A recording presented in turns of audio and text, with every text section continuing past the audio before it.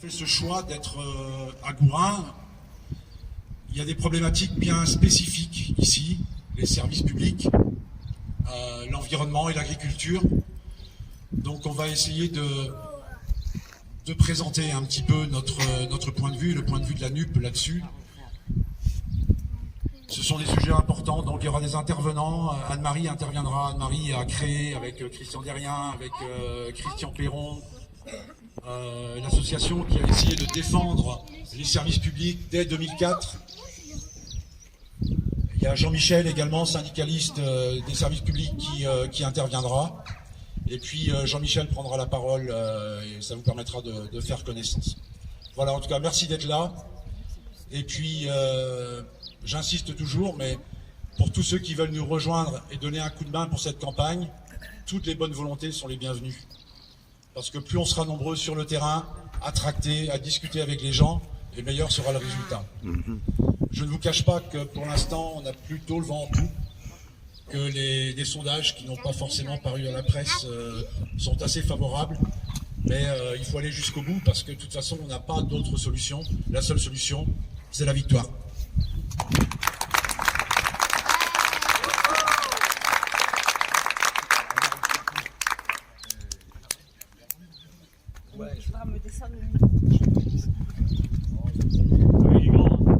Je suis pas toujours à la hauteur. Service public en Centre-Bretagne, oui, ça c'est une aventure et elle n'est pas finie. En 2004, c'est la Poste qui a décidé de fermer pratiquement tous nos bureaux de poste. Et c'est là qu'a été créé le collectif de défense et de promotion des services publics en Centre-Bretagne. Je dis bien des services publics, parce qu'on voyait bien que la Poste c'était imminent, mais il y avait aussi tout le reste. Depuis les gendarmeries jusqu'à l'équipement. Alors le travail de destruction a été parachevé il y a 2 ans à Guémené-sur-Scorff. On a enlevé le bâtiment de l'équipement. Il n'y a plus d'équipement. Et vous savez très bien, d'ailleurs, si vous habitez Gourin, Le Fauet, etc., qu'il n'y a plus moyen de demander un permis de construire sur place. Ça prend beaucoup plus de temps parce qu'il faut que ça aille, je ne sais même pas, à Plouermel peut-être. Donc, on s'est dit, il est temps de faire quelque chose et d'essayer d'arrêter. Alors, les premières luttes ont concerné la Poste et le résultat est très clair. Les communes qui ne se sont pas mises dans le mouvement, elles ont perdu leur bureau de poste tout de suite. Le médecin de Roudouallec, qui était conseiller municipal, a trouvé très étrange de devoir prendre sa voiture pour venir à Gourin faire son courrier. Parce que le point poste, ça c'était la grande arnaque de l'époque, le point poste qu'on avait installé à Roudouallec, il ne faisait pas tout ce dont le médecin avait besoin. Donc il a perdu beaucoup de temps à cause de ça. Bon, ça c'est un exemple, mais Roudouallec ne s'est pas battu. Langonette a perdu le bureau de poste de la Trinité, mais a maintenu celui du Bourg, qui fonctionne encore de nos jours, mais avec des horaires de plus en plus réduits. Bon, les gendarmeries ont été regroupées, les trésoreries, c'était beaucoup trop facile ça, de pouvoir aller à la trésorerie quand on avait besoin de régler un dossier. Et le trésorier principal du Morbihan nous a dit qu'on était nulle part à plus de 30 minutes d'un relais de la trésorerie. Bon, on lui a bien demandé si c'était 30 minutes avec la voiture pourrie de mon voisin, avec le vélo Solex antique de l'autre voisin, en fauteuil roulant ou à pied, parce que tout le monde n'a pas la Mercedes du trésorier principal, bien sûr, quoi. Voilà. Bon, on a eu des confrontations assez rudes. On a manifesté à Vannes, on a été un peu partout. Et le collectif n'est pas mort, il est toujours actif, c'est-à-dire qu'il réagit maintenant à chaque fois qu'on lui demande. Les derniers, donc, ont été ceux que j'appelle toujours, on disait les ponts-chaussées en breton, et c'est les ponts et chaussées autrefois, donc, et c'est l'équipement dans le temps. Et maintenant, ça porte un nom, enfin, avec plein de lettres. C'est un sigle impossible à prononcer d'une seule traite, en tout cas. Et donc là aussi, on a manifesté au Conseil général. et on est prêt à le refaire. On l'a fait également pour les écoles maternelles, du temps du ministre Darcos, qui ne voulait plus d'enfants de moins de 3 ans dans les écoles maternelles, et qui envisageait, enfin, c'était clair et net que certaines écoles maternelles étaient vouées à disparaître aussi. Et là, donc, nous avons répercuté la lutte des instituteurs du SNUIPP du Morbihan aussi, qui ont fini par avoir gain de cause. Enfin, on s'imagine toujours que c'est provisoire, mais c'est déjà ça de gagner. Et quelquefois, c'est du provisoire qui dure. Voilà. Je voulais dire aussi que quand on a créé ce comité, on l'a appelé Défense et Promotion des services publics en Centre-Bretagne. Parce qu'à notre avis, des services publics, il n'y en avait pas assez. Et on estime qu'il manque toujours un grand service public du grand âge. Et c'est pas les espèces de lois croupions qu'on nous promet de temps en temps qui vont changer autre chose. Un grand service public de la petite enfance et un grand service public du handicap.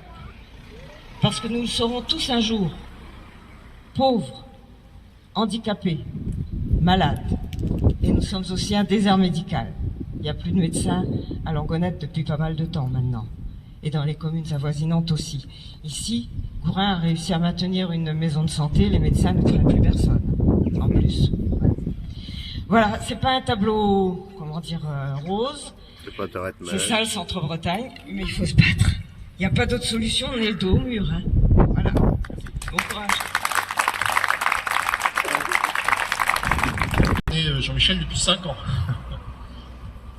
Parce que je suis syndicaliste, je peux pas vous dire de quel syndicat je suis parce que je respecte la charte d'Amiens, ça vous donnera une idée. J'étais candidat aux législatives en 2017, 6e circonscription mais du Finistère. Donc je fais partie de la France Insoumise et donc c'est depuis 5 ans que je connais Jean-Michel. Sinon, moi je suis ici dans le secteur depuis 2002 en fait. Parce que mon père est originaire de Langlot, la commune où j'habite.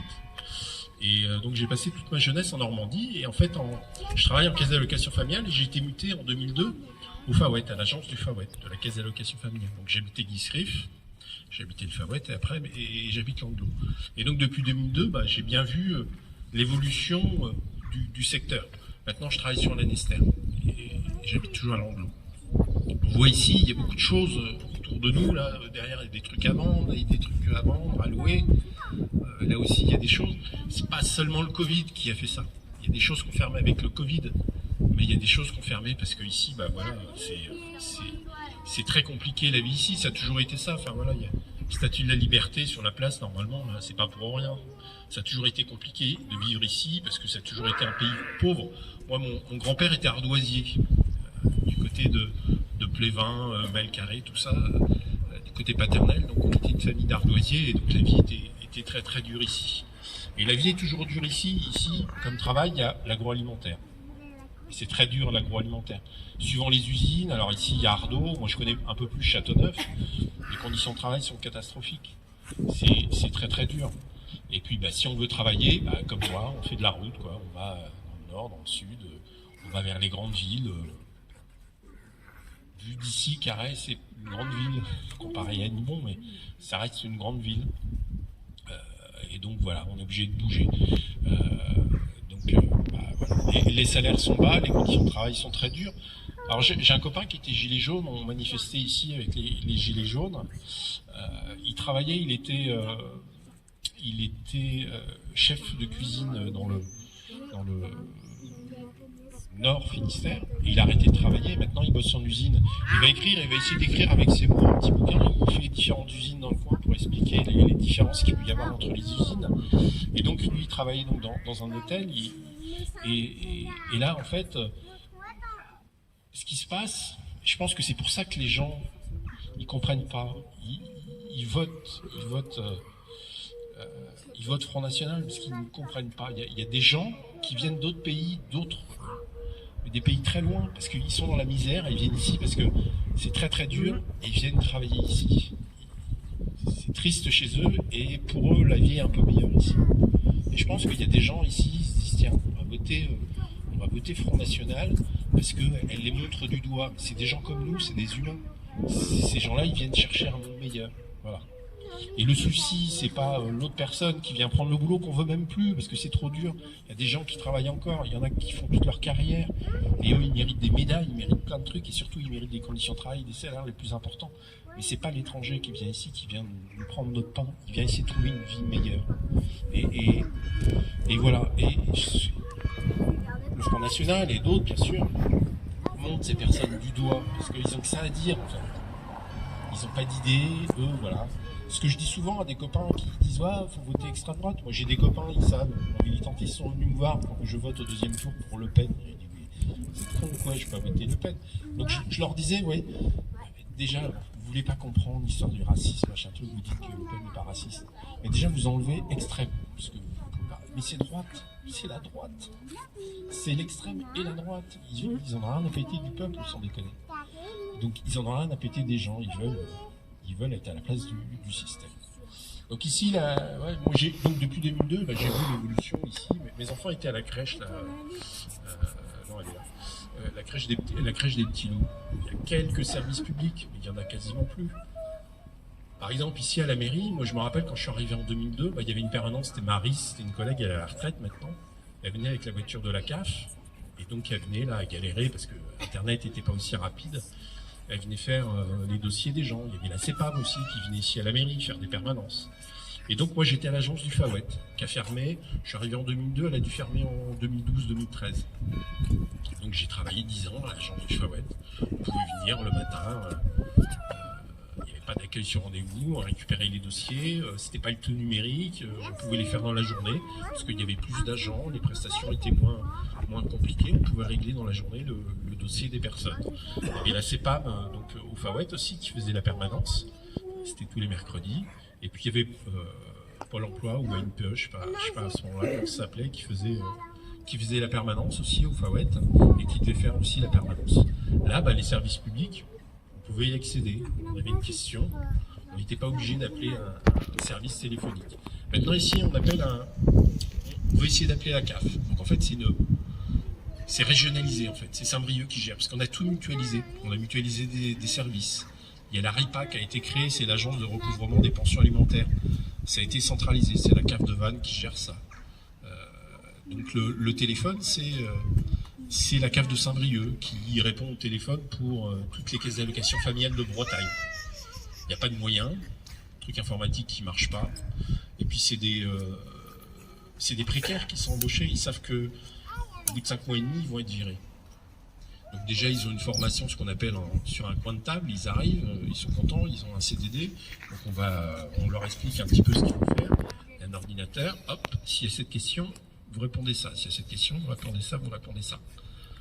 Des fois, il n'y a pas la réponse. Parce que quand même, les gens, ils ont un peu l'habitude, pour ceux qui ont Internet, ils ont quand même l'habitude, ils connaissent un peu les trucs, donc ils ont besoin des réponses un peu plus précises. Ils peuvent pas.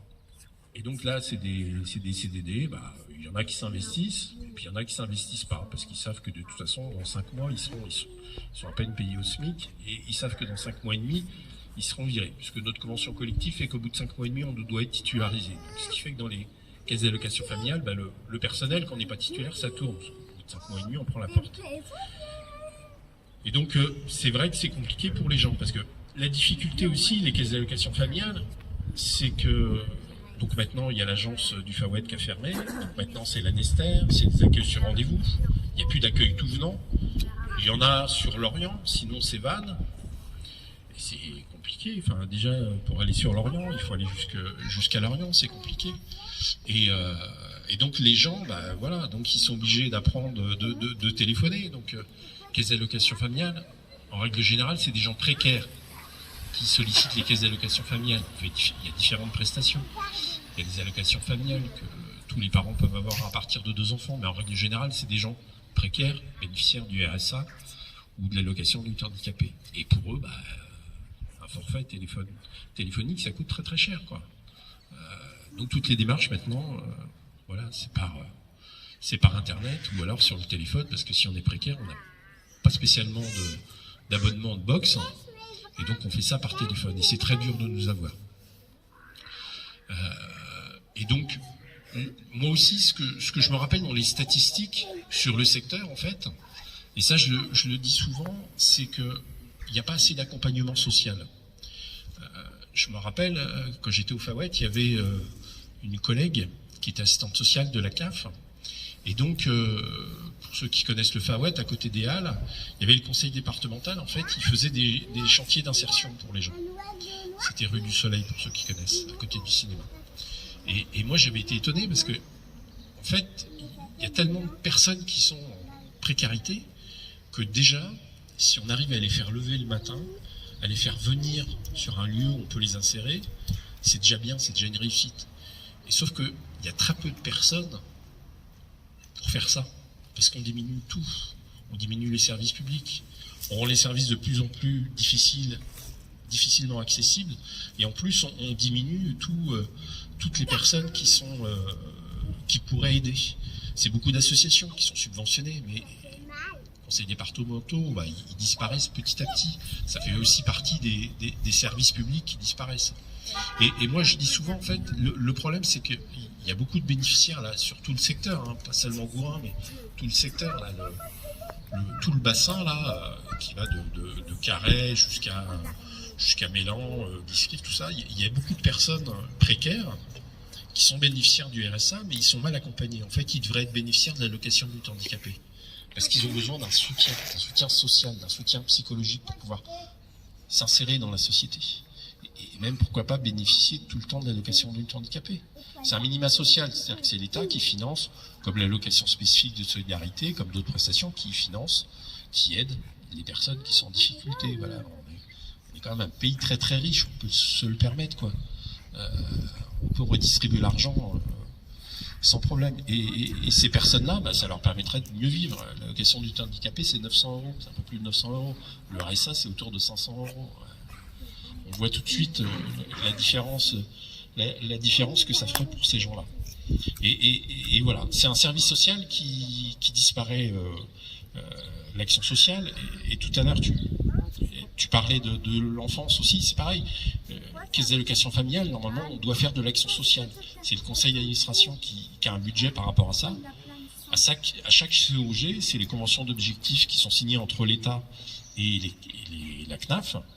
Et en fait, le budget d'action sociale diminue. Ce qui fait que le budget pour l'enfance, parce que la CAF aussi, avec l'action sociale, elle pouvait faire des choses pour l'enfance, elle diminue. Donc il y a beaucoup moins de choses qui sont faites pour l'enfance. Alors, on finance des places de crèche, hein, comme là les petits loups, la crèche de Gourin ou des choses comme ça, mais il y a pas de politique sociale au niveau de l'enfance. Il y a énormément d'économies qui sont faites là-dessus. Sinon, pour parler un peu plus de sécurité sociale, alors je vais juste rappeler quelque chose, parce que ça, on oublie souvent, on parle souvent de Monsieur Croizat pour la sécurité sociale. Mais en fait, c'est un des créateurs de la sécurité sociale, c'est Georges Buisson, qui était syndicaliste, qui a écrit les principes fondateurs de la sécurité sociale avec le Comité national de la résistance, qui a inspiré après les ordonnances de 1945 de la sécurité sociale.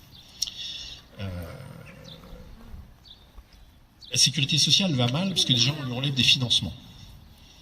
En fait, moi dans mes collègues par exemple, son mari il tient un garage à Edmond, et donc elle me dit souvent qu'est-ce que ça coûte cher un salarié, il faudrait baisser les charges, on entend souvent ça, il y a trop de charges, il faut baisser les charges.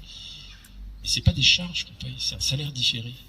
C'est-à-dire que c'est de l'argent qu'on récupérera sûrement, parce que j'espère qu'on ira tous à la retraite. C'est des cotisations qu'on paye, c'est du salaire différé. Quand on a arrêt maladie, on récupère ce qu'on a cotisé. Voilà. C'est sûr, pour les employeurs, c'est des charges, mais c'est pas des charges. Les cotisations, on cotise, c'est notre assurance. Maladie, vieillesse, chômage. Et donc, dès qu'on veut faire plaisir au patronat, en fait, on diminue. Sur les bas salaires, on va diminuer. On va enlever un pourcentage. Sauf qu'on ne le remet pas, l'État ne remet pas dans la caisse de sécurité sociale. Donc il y a moins d'argent qui rentre, pourtant il y a des cotisations. En fait, c'est les patronats qui payent beaucoup moins de cotisations, ce qui fait que les caisses se vident. Et puis après, on tape, dès qu'il y a un truc, on tape. C'est un peu comme les mutuelles. L'autre fois, j'étais à une réunion, c'est quelque chose qui m'avait échappé.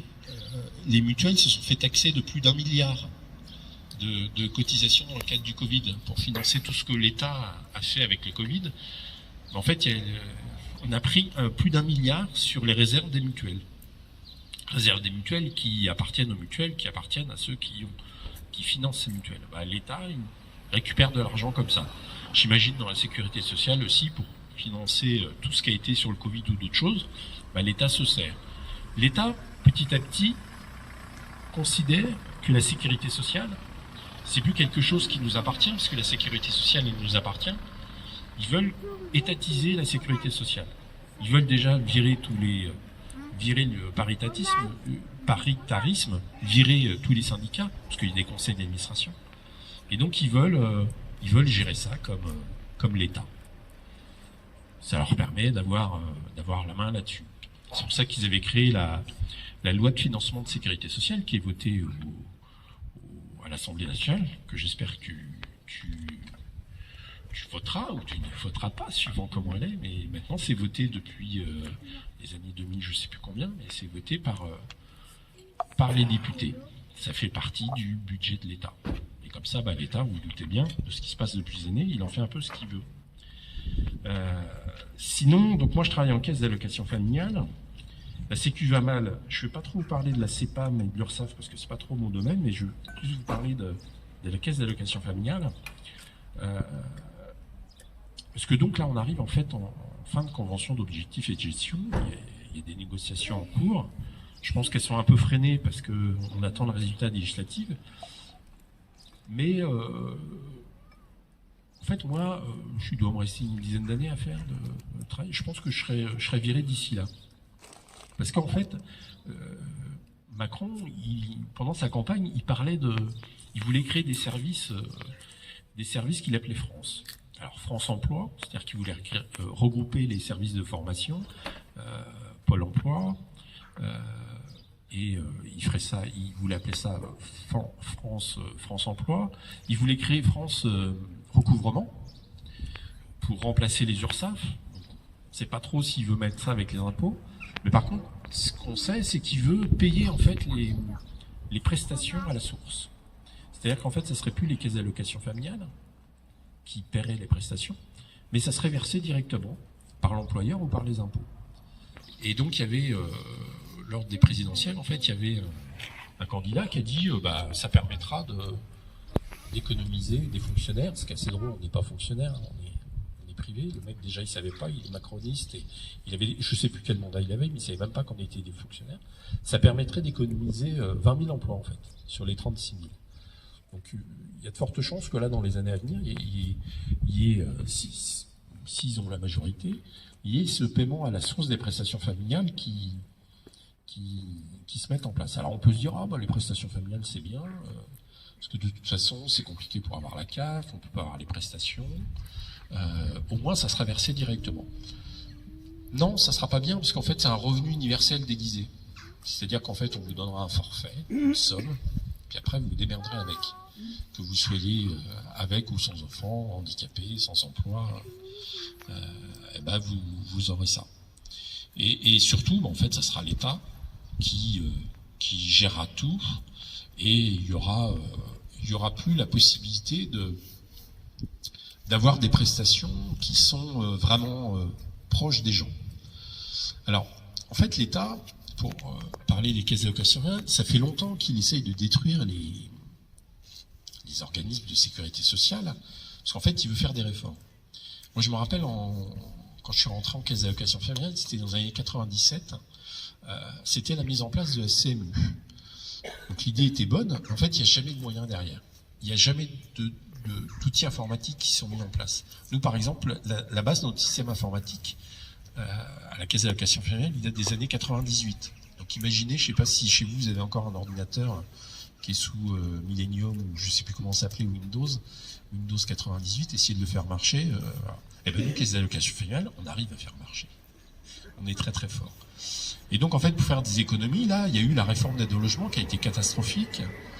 Ils ont essayé de mettre un petit système informatique qui se mettait en lien avec ce vieux système informatique.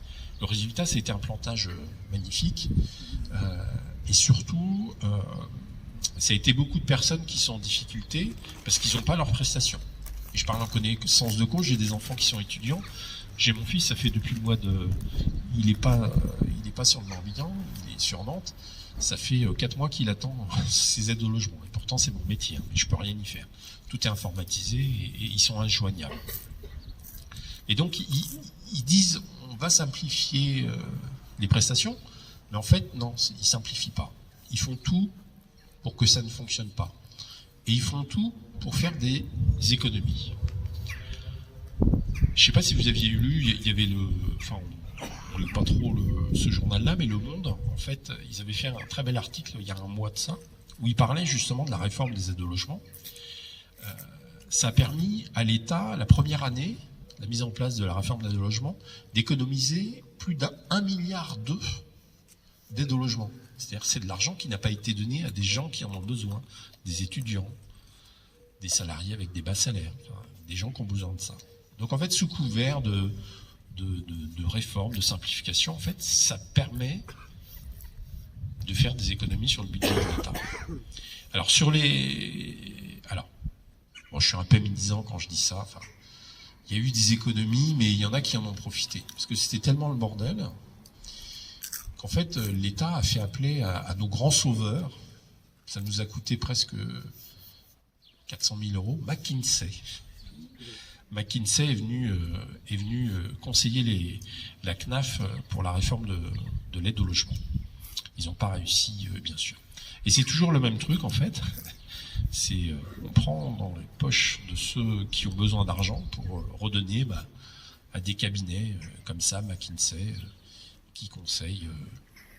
Et puis surtout, enfin, quand on se dit McKinsey, c'est pas un nom français, mais par exemple, celui de McKinsey qui conseillait, qui était dans le groupe de travail, qui conseillait la CNAF, c'est pas un secret, hein, parce que le Canard enchaîné, on avait parlé, c'est Maël de Calan, le président du conseil départemental du Finistère, de droite. Donc, tous copains. Donc voilà. Voilà ce que je pouvais dire sur la sécurité sociale, et puis aussi ici sur la situation. Et puis donc, je me doute, si vous êtes là, vous allez tous voter Jean-Michel, mais s'il y en a qui nous entendent là derrière, surtout voter Jean-Michel, enfin, sans déconner, c'est un mec, il est hyper sincère. Moi, je le connais depuis des années, Jean-Michel, voilà, ceux qui le connaissent pas, enfin, voilà, on milite beaucoup. Vous préférez quoi? Élire un mec qui veut une ligne supplémentaire, qui a eu tel mandat, qui en a rien fait, ou Jean-Michel, qui n'a eu aucun mandat, qui est syndicaliste, qui est militant, qui a été au gilet jaune. Il faut y aller. Et puis partout, pas seulement ici sur la CIE, mais partout, il faut voter pour NUP, sans déconner. Il faut pas que Macron ait une majorité, parce que sinon, on va en chier encore pendant 5 ans. Et puis, sauf que dans 5 ans, je sais pas si on pourra faire quelque chose, et on perdra beaucoup de choses. Voilà.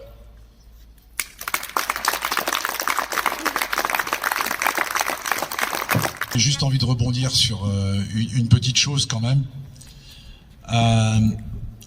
Macron n'est pas un... Je t'en prie, vas-y. Il n'y a pas de souci. Macron n'est pas un pillage prêt. Vous avez vu comment il a récupéré la planification écologique. Aujourd'hui, il a récupéré quelque chose qui m'a fait bondir. Je ne sais pas si vous avez suivi les informations. Il a annoncé la création du Conseil national de la rénovation, le CNR. Pour moi, c'est une insulte. C'est une insulte au Conseil national de la résistance. C'est une insulte à nos anciens qui ont créé la Sécu et tout ce qui en a découlé. C'est juste honteux. Voilà, c'est une insulte, monsieur Macron. Et je vous demande d'accueillir notre futur député, Jean-Michel Baudry.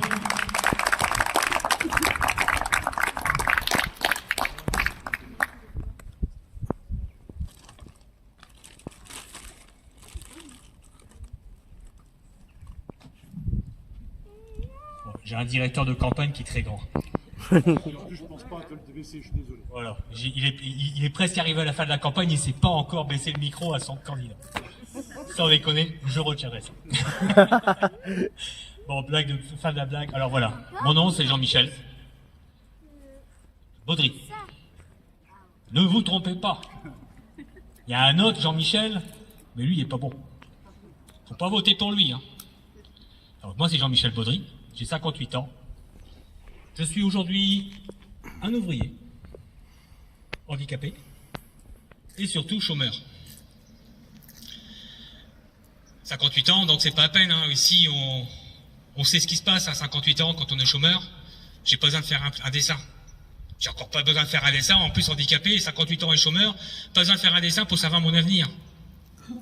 Je vais traîner jusqu'à 65 ans à dire bonjour au niveau de chercher un emploi, et puis j'aurai des petits trucs, des petits stages qui vont tomber, qui tombent régulièrement, hein. Tous les ans, on m'envoie un petit stage de quelques mois, histoire de dire que je traîne pas trop chez moi. Mais c'est pas une vie. Et on va tenir comme ça jusqu'à 65 ans? Faut rester dans cette situation jusqu'à 65 ans? Non. Ici, vous êtes dans une terre où le boulot est compliqué, le boulot est difficile. Je connais bien Gourin parce que au début, je vais quand même vous expliquer un petit peu ma vie parce que je suis quand même passé par beaucoup d'étapes. Je suis un ancien militaire, j'étais sous-marinier. Donc j'ai connu la partie aux ordres. Après, j'étais artisan. Et je venais à Gourin parce que je faisais du dépannage électroménager, donc je connais bien le coin. J'ai vu le coin, comment il a évolué. Aujourd'hui, je viens moins souvent parce que comme je suis plus dépanneur, je peux plus. J'ai un accident, j'ai un genou qui a été broyé, je peux plus porter de machine, donc je peux plus faire ce boulot-là. Donc je viens moins souvent sur Gourin, mais j'ai bien vu aujourd'hui à quel point la ville plonge encore le nombre de magasins qui ferment, le nombre de maisons qui sont vides. Combien il y a de maisons qui sont vides sur la route aussi. On se rend compte actuellement que l'intérieur de la circonscription est en train de se vider. Mais c'est logique. C'est logique. Comment on peut vivre aujourd'hui dans de telles conditions? Comment on peut vivre avec un SMIC aussi bas? Comment on peut vivre avec de l'essence aussi chère? Comment on peut vivre aller bosser à des kilomètres avec une voiture qu'on ne peut pas toujours changer parce qu'on n'a pas les moyens, mais qu'on est bien obligé de payer le carburant pour aller dedans? Aujourd'hui, moi je connais des gens qui préfèrent être au chômage qu'aller bosser. Parce que le carburant est tellement cher qu'ils ne peuvent plus acheter de pâtes pour vivre. Vu que les pâtes ont pris 20-30% dans le nez. Le beurre. Non. Le beurre, combien il a monté? Il était à 6 € il y a 2 ans, maintenant il est à 8,50 €. Ah oui, moi je peux vous dire le prix du beurre. Je ne peux pas demander à Jean-Michel Jacques, il ne sait pas. Peut-être l'apéro, mais pas pour ça. Parce que lui, on l'appelle, son surnom, c'est quand même le député apéro. Ça veut tout dire. C'est pas, il viendra pas ici vous voir il viendra pas voir ici les magasins qui sont fermés. Il viendra pas voir les rues qui sont vidées. Non, ça l'intéresse pas, lui, ça. Lui, il faut l'inviter à des repas, tout ça, là, oui, il vient. Et pour venir voir des pauvres gens, non, il viendra pas. Alors pourtant, c'est nous. Nous sommes 90% de la force de ce pays. Et Macron, il travaille pour 10%. 10%. Tous les intérêts qu'il y a eu depuis 5 ans sont pour ces 10%. Tous les 33 heures, 1 milliardaire en plus dans le monde. 33 heures. Pendant ce temps-là, toutes les 30 heures, 1 million de personnes basculent dans la pauvreté. Aujourd'hui. À cause de cette crise, qui n'est qu'une fausse crise. On est en train de spéculer aujourd'hui, et vous êtes ici vous êtes dans le secteur, vous savez très bien, on spécule aujourd'hui en prévision de la sécheresse qui va venir. Ça veut dire qu'artificiellement, on est en train de monter les prix, et qui c'est qui est derrière qui prend tout ça? C'est nous. C'est nous. Moi, je sais ce que c'est de ne pas chauffer l'hiver. Ça fait 5 ans que je chauffe à 11 degrés l'hiver. Je sais. J'ai plus les moyens de me payer un chauffage, de me payer une corde, même une corde de bois, j'ai du mal à me payer. Donc j'ai économisé le chauffage, je suis bien obligé. J'habite à Hennebont. Bon, je suis pas du coin, j'habite à Hennebont. C'est très compliqué là-bas aussi. Beaucoup de choses disparaissent. Ici, vous êtes concernés, on se rend compte à quel point ici, l'État a déserté. On est quoi, des citoyens de deuxième zone? Non. Tout le monde ici paye ses impôts, à la hauteur de ses moyens. Tout le monde ici doit être redevable d'un service public de qualité. Et de proximité surtout. La proximité, c'est ne pas être dans une zone de 30 minutes, comme j'ai entendu tout à l'heure. Non. Déjà, on se demande comment 30 minutes à vol d'oiseau, parce que déjà, pour venir d'Hennebont, moi je mets 3 quarts d'heure. Donc les 30 minutes, je ne sais pas comment il fait. Hein. Celui qui dit ça, il ne doit pas savoir ce qu'il y a des radars sur la route. Hein. Il ne doit pas connaître. Il ne doit pas connaître. Puis on n'a pas de TGV non plus ici. Hein. On est loin d'un... Il y a une époque, il y avait des lignes de train qui passaient pas très loin, mais ils n'existent plus. Hein. Donc ici, on est vraiment en retrait. Il y a deux... Cette circonscription est coupée en deux. Il y a une partie qui est favorisée, je dirais favorisée, parce qu'on est quand même très proche des choses. C'est la partie edmontaise jusqu'à Plouet. Et à partir d'ici, bah, vous êtes un peu à la ramasse. Je suis désolé de le dire, mais c'est le mot. Et ça, moi, je refuse que ça arrive comme ça. Il faut impérativement revenir en arrière de tout ça. Le principe que moi, j'ai, c'est que je suis à la NUPES, bien sûr. Mais avant toute chose, j'ai un mandat.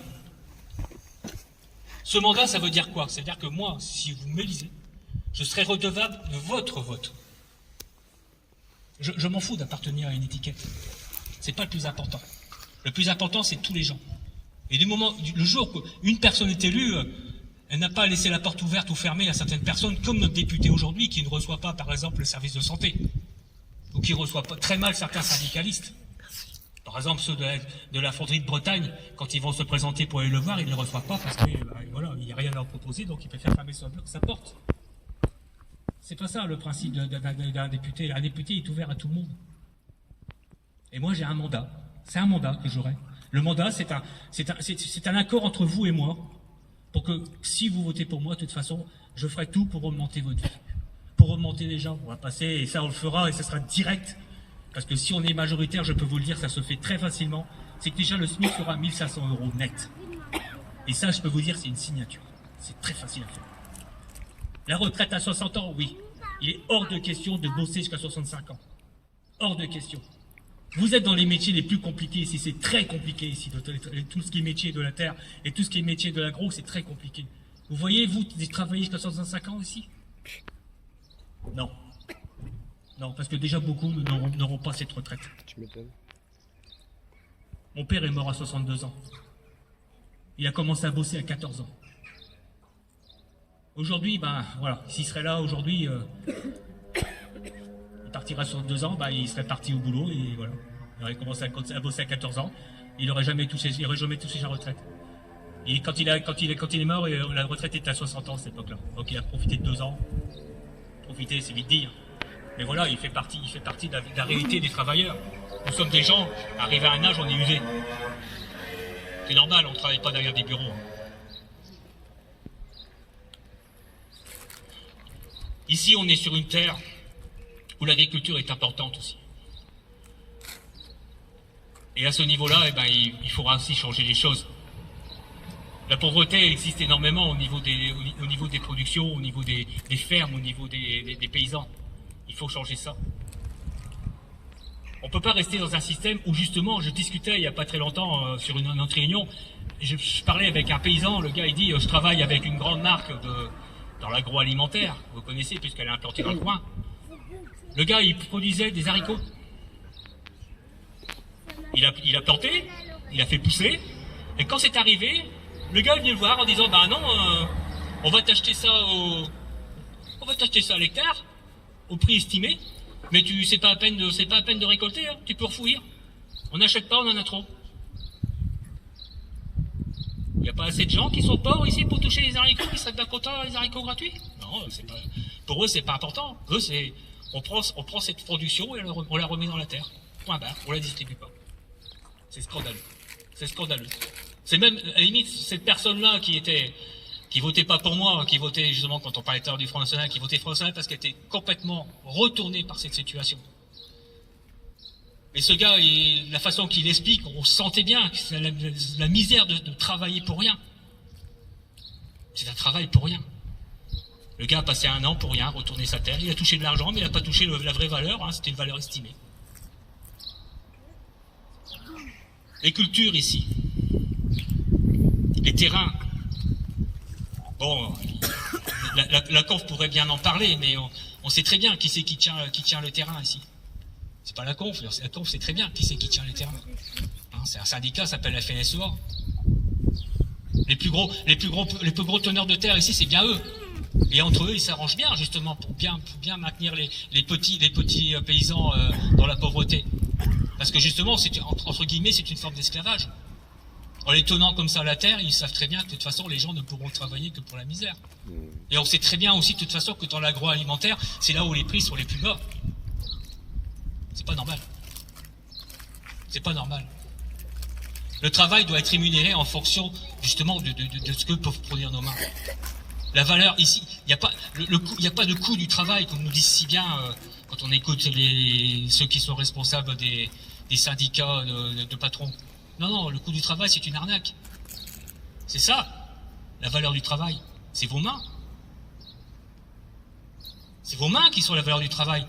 C'est pas un coût, ça. Vous mettez ça dans les poches. Ils vont voir le coût que ça va faire pour eux. Le coût, c'est justement que si on ne travaille plus. Et là, je peux vous dire que ça change. Beaucoup de choses ont changé grâce à ça. Si on se rappelle de 36, c'est quand même grâce à ça. C'est parce qu'on a mis les mains dans les poches à cette époque-là pour changer les choses. Et aujourd'hui, la NUPES nous donne l'espoir avant toute chose aux gens d'apporter d'autres choses. Alors je parlais tout à l'heure, bien sûr, tout de suite. Les 1500 € net, tout de suite. Alors bon, on nous dit, oui, vous êtes passé de 1400 à 1500. Bah oui, on a quand même bouffé une inflation entre deux. Donc ça sert à rien de rester à la somme qui était prévue il y a 4 mois, puisqu'aujourd'hui on a quand même pris, on va prendre 8% minimum. C'est ce que donne Macron. En réalité, je pense que si ça continue comme ça, on va dépasser les 2 chiffres. Ça sera une catastrophe. Ça sera une catastrophe. L'augmentation des loyers. C'est 10% qui nous annoncent. Alors, je parle pas du gaz, je parle pas de l'électricité.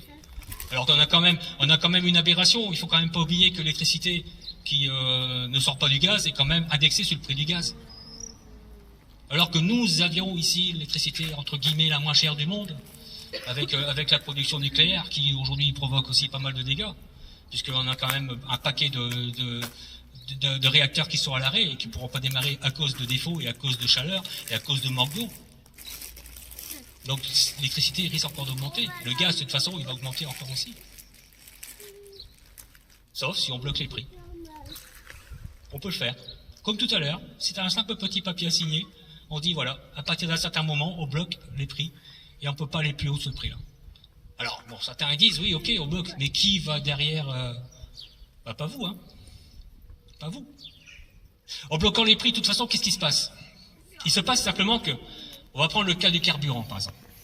C'est ça qui est plus flagrant. De toute façon, le carburant, si on passe, c'est 1 euro, j'allais dire 1400, 1,40 € le litre, au maximum.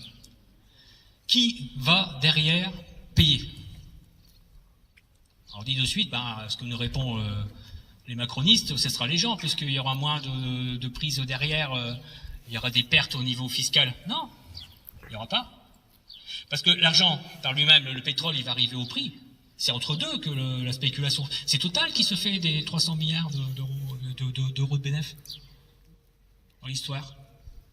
Eux, ils profitent à chaque fois qu'il y a une spéculation comme ça. À chaque fois que le baril il fait un bond, ils sont contents parce qu'eux les répercutent automatiquement en indexation. Ils se font toujours, à chaque fois, eux, ils sont toujours gagnants. Alors ils disent bien sûr, c'est au cas où ça baisse. Ouais, mais le problème c'est que je pense que vous avez déjà bien remarqué, et il faut pas sortir de Saint-Cyr, que quand le pétrole augmente, ça augmente très vite, et quand le pétrole redescend, ça redescend très lentement. Pourquoi? Parce qu'ils nous disent, oui, mais il y a 3 mois de délai. Ah oui? Il n'y a pas de 3 mois de délai aussi dans la réserve de pétrole?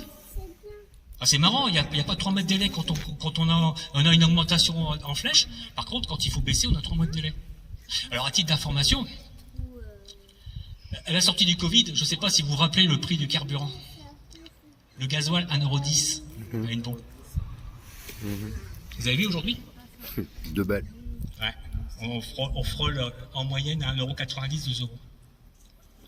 C'est le même, hein. C'est le même. Il y a une différence qu'il faut bien comprendre aussi, c'est que pendant que nous, on paye 1,80 €, 90 le litre de gasoil, les Américains se frottent les mains. Parce que pendant que nous, cette spéculation au prix du pétrole est importante, eux, ils produisent leur pétrole gratuitement. Pourquoi?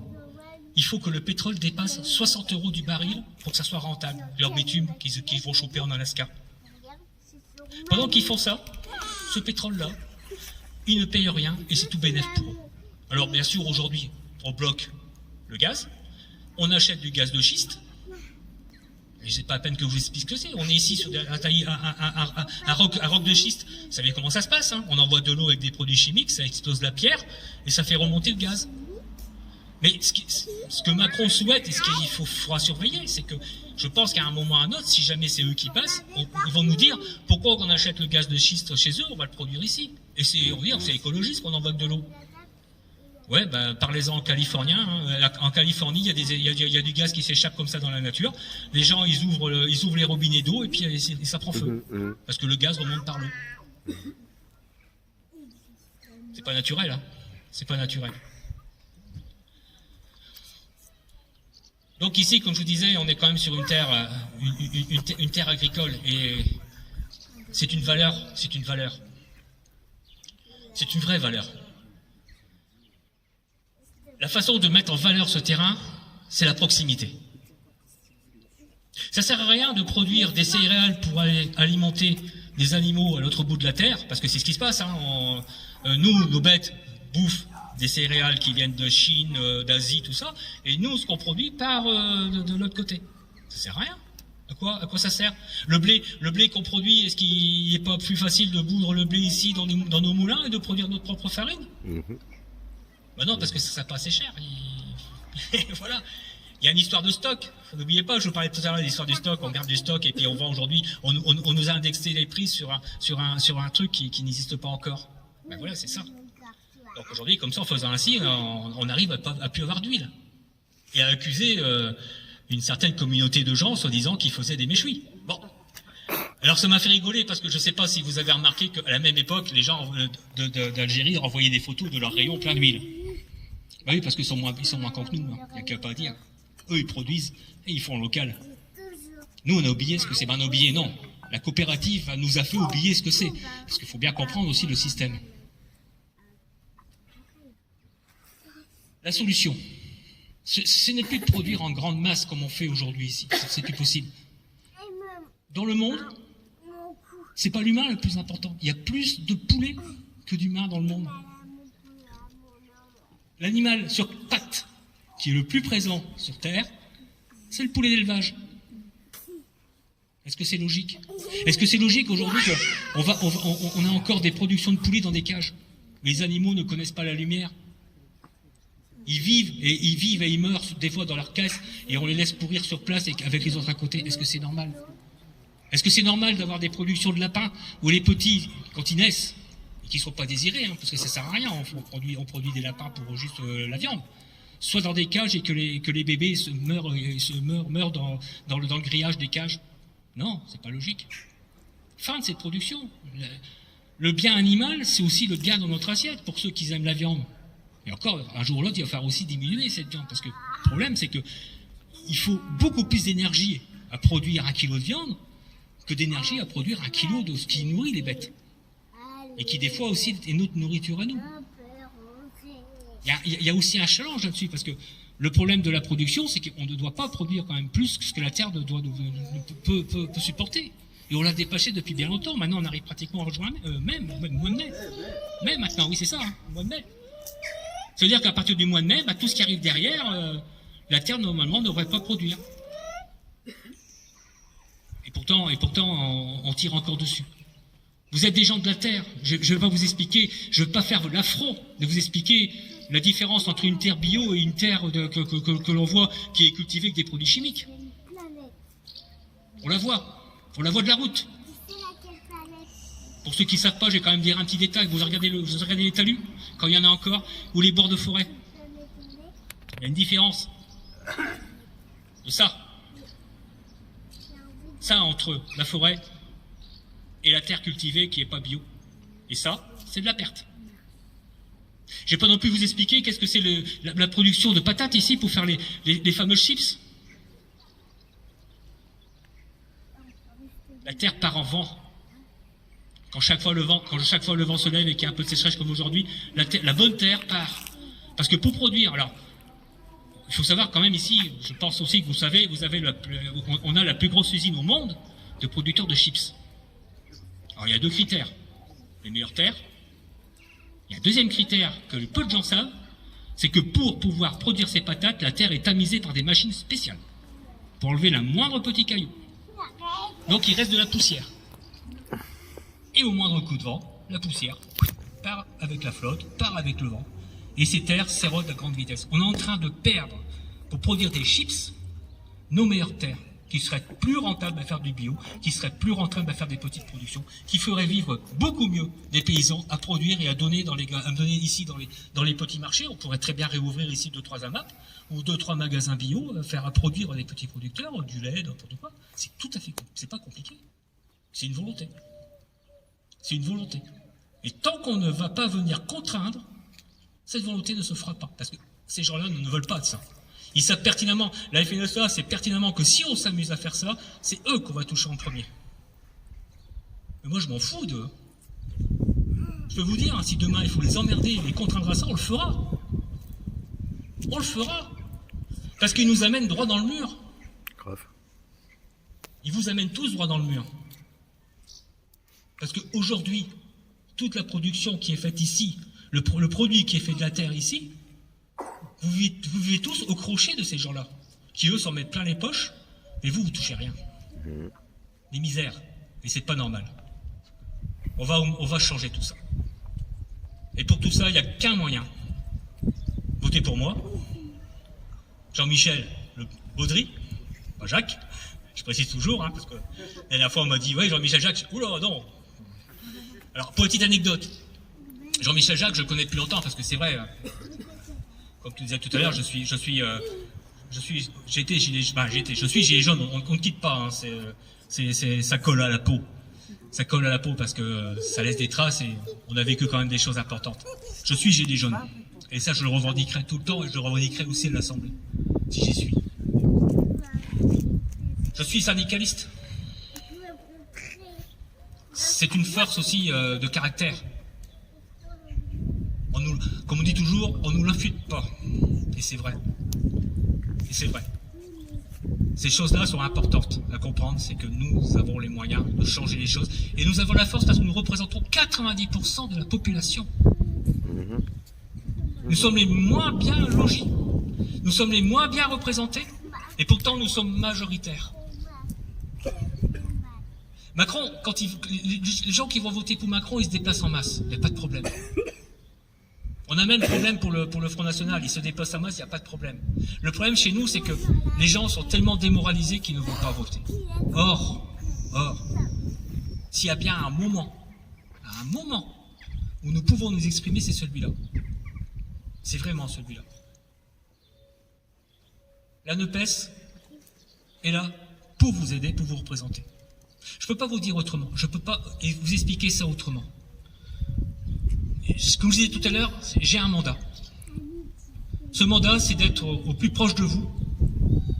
Et on fera le nécessaire. Alors, quel avantage déjà? Bon, un député a le droit à des attachés parlementaires. L'engagement que nous avons pris, c'est une discussion que j'ai eue avec mon directeur de campagne, parce que j'ai un cadre. Ça, je peux vous dire que je reconnaîtrai sa valeur. Et c'est vrai que j'ai discuté avec lui 5 minutes, et qu'en 5 minutes on s'est décidé. Mais les 5 minutes ont été suffisantes parce que ce gars, il est extraordinaire. Il a une vie super, et c'est un mec de cœur. Et je peux vous dire que j'ai de la chance d'avoir rencontré ce gars. Et je pourrais lui dire, quel que soit le résultat, merci d'avance.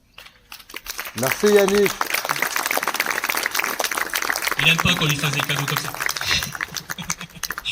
Donc voilà, ce que je voulais dire tout à l'heure, c'est que la chose qu'on avait discutée, c'est qu'on aura dans les attachés parlementaires une personne qui vient de l'agro, d'études, qui sera spécifiquement à travailler les problèmes de la terre, pour la transition écologique. Pour aider, on mettra en place les projets, on mettra en place les moyens de transition, la planification. Cette personne-là aura comme seul travail la planification écologique. Elle sera à venir au plus près de vous. On va mettre ça en place. Ça sera des déplacements réguliers. On va pas rester. Moi, je serai pas bon et puis on passera un coup de téléphone ici au maire en disant salut, si tout va bien. Non. On va mettre en place des permanences. Donc il y aura deux responsables ici. J'aurai 2 attachés parlementaires. Il y en a un plus général pour les affaires générales et celui-là spécifiquement pour la terre. Et le gars il va tourner dans toutes les villes régulièrement Et quand il y aura un problème, il se déplacera voir les gens. Et on fera des permanences où on pourra discuter avec les gens des problèmes spécifiques à l'agglo, spécifiques à la terre, spécifiques aux problèmes des animaux, spécifiques aux problèmes de la terre, de la production, le passage en bio, le raisonner. Une chose est sûre, hein. J'en ai pas parlé, mais je crois que ça c'est clair. On abandonne tout ce qui est chimique. Interdiction complète. Et pas besoin de passer là une loi. Hein. Encore une fois, c'est petite signature. C'est tout simple. Il n'y a pas besoin de faire des discussions et puis... Non, non. Un simple décret peut interdire ça. Et il y a urgence. Il y a vraiment urgence. Je vais pas vous faire l'affront de vous parler des pisseurs volontaires. Je pense que tout le monde connaît ça ici. Avoir été traité de menteur, quand même, c'est fort. C'est fort. Alors qu'il suffit de prendre, aujourd'hui, on va dans un magasin, n'importe lequel, on prend même du produit bio qui vient d'Espagne. Si on fait des analyses, on trouve des produits chimiques. C'est pas normal. Donc, le bio, on va bien le réguler, on va bien le faire de façon à ce que ce soit clair et net. Le passage au bio, oui, il faut que ça devienne une réalité. Pour tout le monde. Des salaires décents pour que tout le monde puisse en profiter, que ce ne soit pas réservé à quelques personnes qui ont les moyens. Et puis on vivra beaucoup mieux. Ça, c'est ce que je peux vous dire aujourd'hui. Votez NUPES, quel que soit l'endroit où vous êtes, votez NUPES. Vous avez les cartes en main pour vous changer les choses. Merci.